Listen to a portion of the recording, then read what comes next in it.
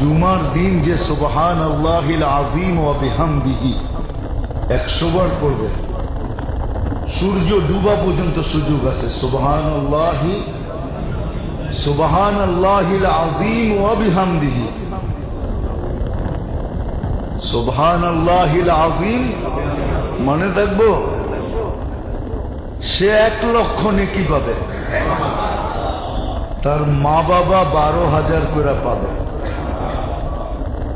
কিতাবে লেখা আছে, এক ছেলে পড়তো, কিছুদিন পরে মা স্বপ্নে দেখছে, মা বলতেছে, বেটা তুই যে পড়তেছিলি প্রত্যেক জুমায়, আর আমি 12,000 করে পাইতেছিলাম, আজকে পুরা হয়ে গেছে, এই জন্য আল্লাহ আমাকে আযাব থেকে খালাসি দিয়ে দিয়েছে।